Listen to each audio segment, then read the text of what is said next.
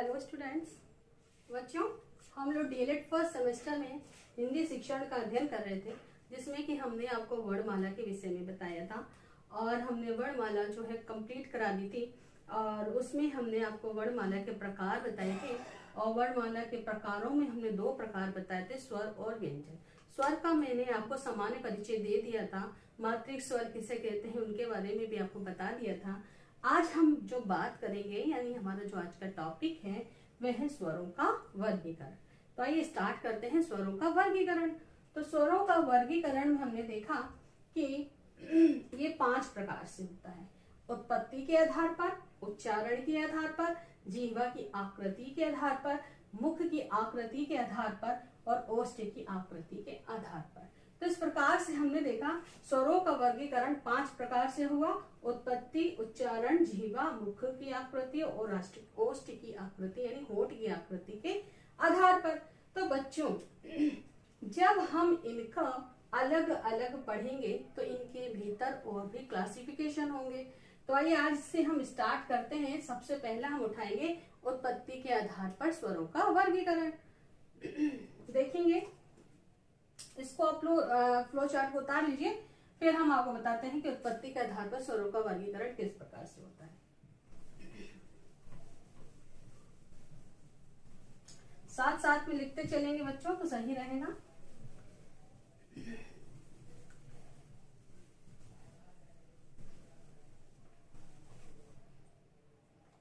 बात करते हैं स्वरों का वर्गीकरण में।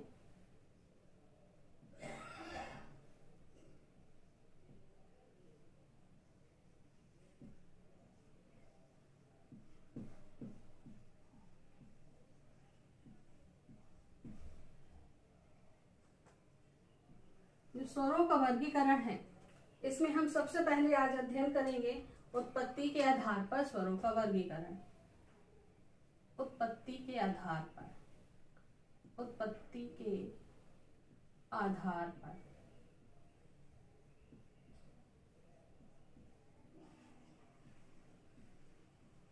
ठीक है, तो उत्पत्ति के आधार पर जब हमने इसका वर्गीकरण किया तो ये 3 प्रकार से हो गया। कितने प्रकार से हो गया? 3 प्रकार से हो गया, जिसमें कि पहला है हमारा ह्रस्व स्वर। ह्रस्व स्वर,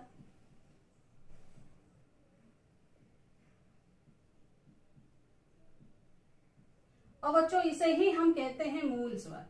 ह्रस्व स्वर को ही कहा जाता है मूल स्वर। ठीक, इसके 2 नाम है, ह्रस्व स्वर या मूल स्वर।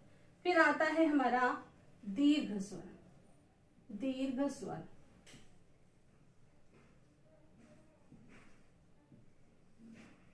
और दीर्घ स्वर के बाद आता है हमारा संयुक्त स्वर। क्या आता है? संयुक्त स्वर।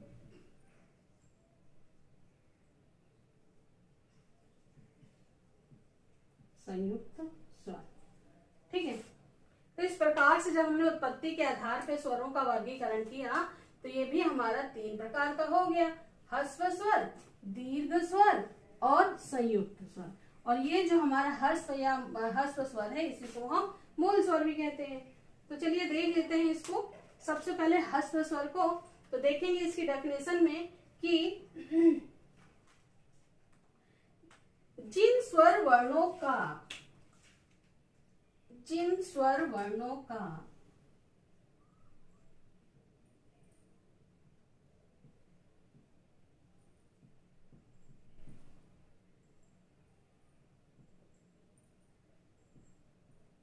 जन्म का पता ना चले उसे ह्रस्व स्वर या मूल स्वर कहते हैं।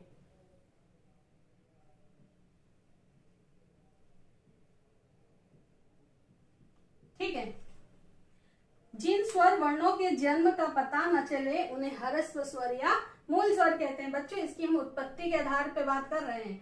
ठीक है, तो कहने का मतलब ये जो ह्रस्व स्वर हैं, जो मूल स्वर हैं, जिनकी उत्पत्ति कहाँ से हुई, जिनका जन्म कहाँ से हुआ, वहां उसका पता न चले तो उसे हम मूल स्वर या ह्रस्व स्वर कहेंगे। और इनकी संख्या होती है 4, इनकी संख्या होती है 4। यानी कि क्वेश्चन आए कि ह्रस्व स्वर कितने होते हैं, तो आप बताएंगे 4। अब वो पूछ दे कि ह्रस्व स्वर कौन कौन से होते हैं, तो आपको बताना होगा आ, ई, उ, री। यानी कि छोटा आ, छोटी ई, छोटा उ और री। ठीक, तो क्या देखा हमने कि जिन स्वर वर्णों के जन्म का पता न चले उसे ह्रस्व स्वर या मूल स्वर कहते हैं। ठीक है, तो यहाँ पे कहने का मतलब है कि वे स्वर जिनकी उत्पत्ति का पता न चले, जिनके जन्म का पता न चले, तो वे कहलाएंगे हमारे ह्रस्व स्वर या मूल स्वर। और इनकी संख्या हो गई 4, आ, ई, उ, री। कभी कभी क्वेश्चन में मूल स्वर से भी पूछ देता है, इसको ध्यान रखेंगे, इसलिए मैंने इसका नाम भी बता दिया। तो अभी इसका हम बेसिक लेकर चल रहे हैं। अब देखेंगे हम कि इन्हीं ह्रस्व स्वर से दीर्घ स्वर का जन्म होगा। तो मेरे कहने का, समझाने का ये मतलब है कि ये जितने भी स्वरों के विषय में हम पढ़ रहे हैं और आगे भी पढ़ेंगे, तो वे सभी स्वर हमारे वर्णमाला से ही लिए गए हैं। और वर्णमाला में उनकी क्या स्थान है, वर्णमाला में उनकी उत्पत्ति कहाँ से हो रही है, तो उन्हीं चीजों को हम यहाँ पर पढ़ रहे हैं, उनका अध्ययन कर रहे हैं। ठीक है, तो अभी तो हमने जाना कि ह्रस्व स्वर किसे कहते हैं, ये कितने होते हैं और इनकी संख्या कितनी होती है और ये कौन कौन से होते हैं। तो बच्चों एक चीज ध्यान रखेंगे कि वे ऑप्शन में आपको ऐसे ऐसे स्वर रख देता है और फिर आपसे आइडेंटिफाई करने के लिए पूछेगा कि आ, ई, उ, री, इसी में बड़ा आ रख दे या बड़ी ई रख दे और आपसे पूछे कि इसमें ह्रस्व स्वर या दीर्घ स्वर बताइए। जब आपको इन तीनों का ज्ञान हो जाएगा तो आप आराम से बता देंगे। ठीक है, अब हम बात करते हैं दीर्घ स्वर की। तो लिखेंगे, दीर्घ स्वर की परिभाषा को समझेंगे कि जिन स्वर वर्णों का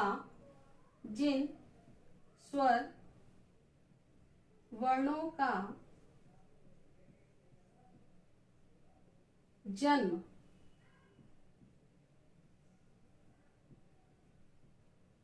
दो समान, इस चीज को ध्यान में रखेंगे बेटा, परिभाषाएं जो है सबकी बहुत ध्यान से देखेंगे।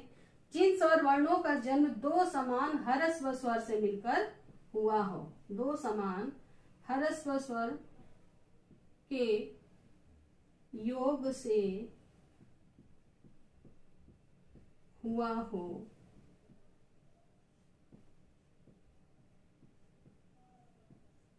दीर्घ स्वर कहलाएंगे, दीर्घ स्वर कहलाएंगे।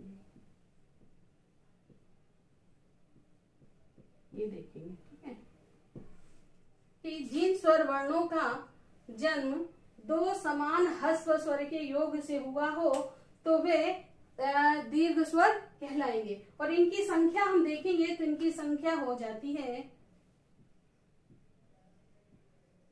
3, इनकी संख्या हो जाती है 3। ठीक, अब कौन सी 3 हो जाती है, सबसे पहले इसको देखने के लिए हम दो समान ह्रस्व स्वर लेंगे, फिर उन दो समान ह्रस्व स्वर के योग से जिस स्वर का जन्म होगा वह हमारा दीर्घ स्वर कहलाएगा।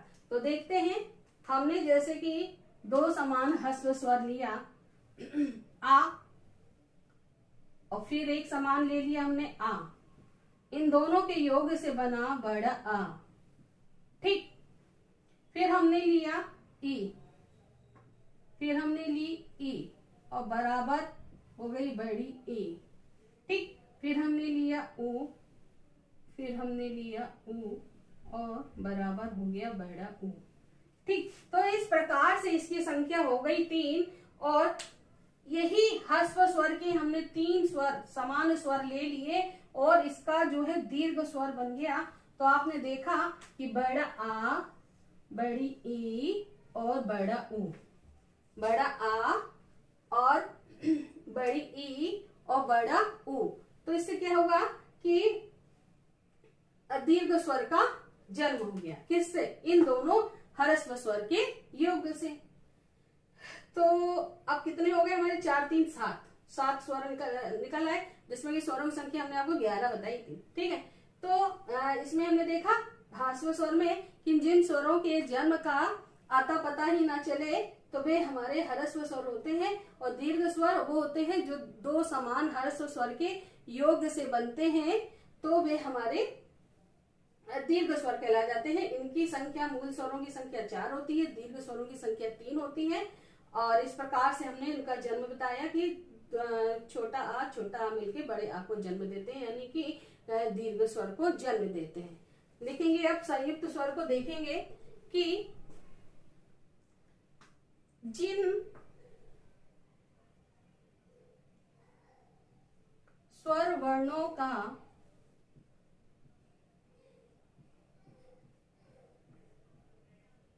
जन्म दो असमान स्वरों के योग से हुआ हो,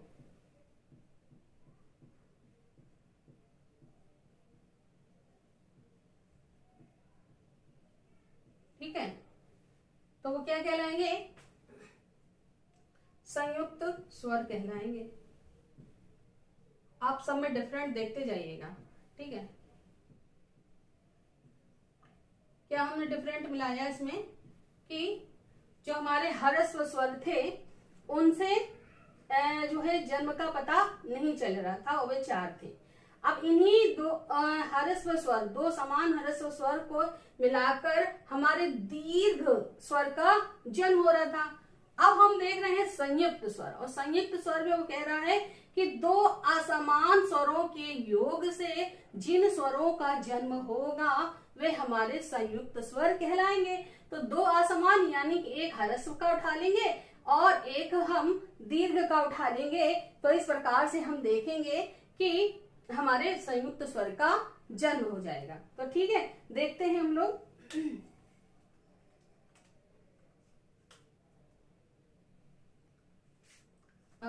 देखेंगे कि जिन स्वर वर्णों का जन्म दो असमान स्वरों के योग से होगा, ठीक है। तो देखेंगे हम छोटा आर ले लेते हैं, ठीक है।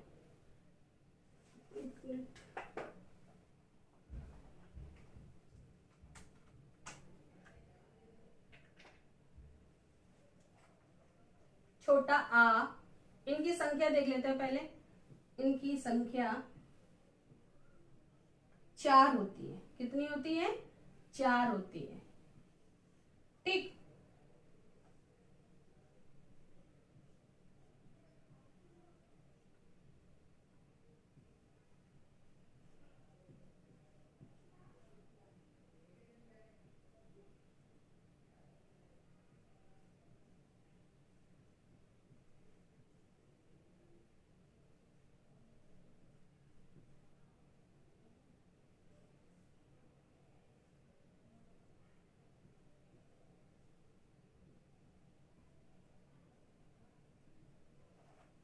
देखते हैं कि दो असमान ह्रस्व स्वरों से कैसे इनका जन्म होता है। दो असमान स्वरों के योग से कैसे संयुक्त स्वर का जन्म होगा। तो देखते हैं हम इसमें कि जब हमने आ और ई मिलकर हमारे किसका जन्म करेंगे? ऊ का जन्म करेंगे। आ और ई मिलके हमारा ए का जन्म करेंगे, ए, और आ ए मिलके आई का जन्म करेंगे। आ ऊ मिलकर ओ का जन्म करेंगे, और आ और ओ मिलके औ का जन्म करेंगे, ठीक।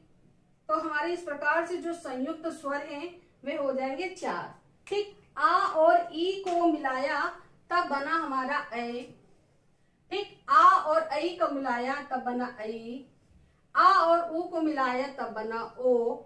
आ और ओ को मिलाया तब बना आ। यानी कि ए आई ओ औ, ए आई ओ औ जो है ये हमारा संयुक्त स्वर कहलाता है, ठीक है। तो हमने क्या देखा कि उत्पत्ति के आधार पर जब स्वरों का वर्गीकरण किया तो देखा हमने कि ये 3 प्रकार से हो गए: ह्रस्व स्वर, दीर्घ स्वर और संयुक्त स्वर, ठीक है। तो ह्रस्व स्वर क्या कहलाए? जिन स्वरों वर्णों के जन्म का पता न चले उसे ह्रस्व स्वर कहते हैं। इनकी संख्या 4 हो जाती है, आ ई उ री, ठीक। और दीर्घ स्वर को हमने देखा कि जिन स्वर वर्णों का जन्म दो समान ह्रस्व स्वर के योग से हो रहा था, यानी कि इन दोनों के योग से दीर्घ स्वर का जन्म हो रहा था। आ, ई, उ, री। आ में आ मिलाया तो बड़ा आ बन गया, ई में ई मिलाया तो बड़ी ई बन गई, उ में उ मिलाया तो बड़ा उ बन गया। तो इस प्रकार से दीर्घ स्वर का जो जन्म है, यानी दीर्घ स्वर जो वह ह्रस्व स्वर के योग से बनता है।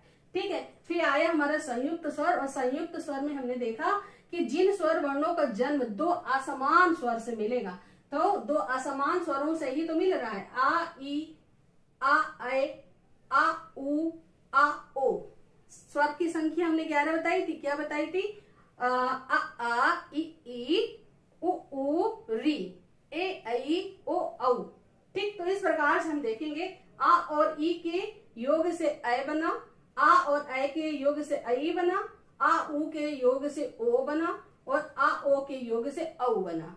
तो इस प्रकार से आज हमने देखा कि उत्पत्ति के आधार पर स्वरों का वर्गीकरण, और स्वरों के वर्गीकरण में हमने देखा कि जो हमारे ह्रस्व स्वर और मूल स्वर थे वे 4 थे, और दीर्घ स्वर हमारे 3 थे, और संयुक्त स्वर हमारे 4 थे। तो इस प्रकार से जब हमने इनका योग किया तो ये हमारे पूरे स्वर 11 निकल के आ गए, यानी कि 11 स्वरों की जो उत्पत्ति हुई वो इस आधार पर हुई। ठीक बच्चों, ये जो भी हम वर्गीकरण आपको पढ़ाएंगे ये किसी भी परीक्षा में बहुत इंपॉर्टेंट है, चाहे कंपटीशन की हो चाहे एकेडमिक हो, वर्णमाला से प्रश्न रखे रखाए होते हैं। तो प्लीज आप लोग इसको बहुत ध्यान से पढ़िएगा, और आई थिंक आप लोगों को समझ में आ गया होगा। तो हमारी जो आज की क्लास है यहीं तक, और अगली क्लास में ही इसी स्वर के वर्गीकरण को हम आगे बढ़ाएंगे, और इसके आगे पार्ट्स को हम पढ़ाएंगे। ठीक है, थैंक यू।